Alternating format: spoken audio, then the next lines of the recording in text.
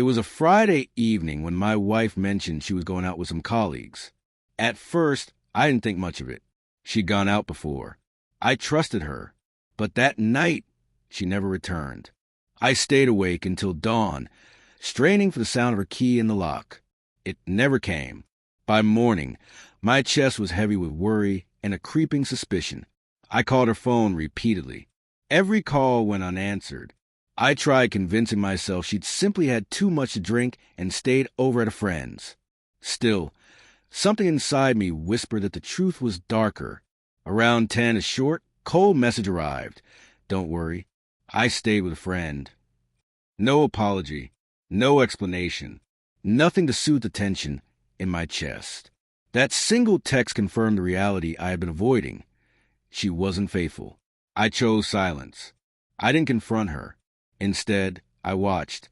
Over the next few days, her behavior painted a damning picture. She clutched her phone, laughing at texts she refused to show me, and her grocery runs grew suspiciously long. She clearly thought I was blind. One night, after she went to bed, I checked the phone bill. A number appeared repeatedly. Late at night, I dialed it. A man answered. His voice alone made my blood boil, but I hung up. No words. That was enough. I didn't want to fight. I didn't want drama. If she wanted to betray me, I'd let her dig her own grave. My plan was simple. Prepare quietly, and when the time came, leave her with nothing. Over the next week, I moved money from our joint account to mine. I collected documents, printed phone records, and saved every text conversation I could access. Piece by piece, I built my case. When Friday came again, she used the same excuse. I'll be home late. Don't wait up. I only smiled.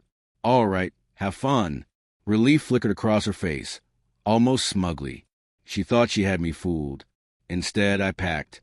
Clothes, shoes, scattered belongings. Everything went into boxes and into the garage. By morning, the house was immaculate, without a trace of her. Around noon, a text came.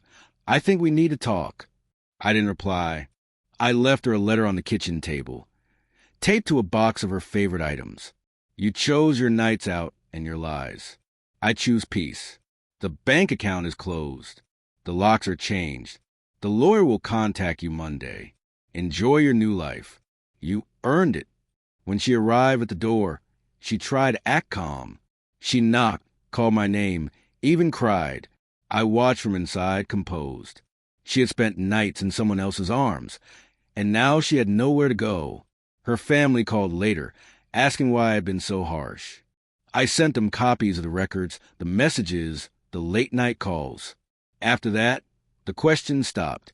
Everyone understood. Letting go of years of marriage wasn't easy, but the weight of betrayal lifted the moment I closed the door for good. She played games, and she lost everything. For me, revenge wasn't about anger. It was reclaiming control, walking away with dignity. And as she stood there, boxes in hand, pleading for entry, I realized I didn't feel hate anymore. I felt free. That was the sweetest revenge.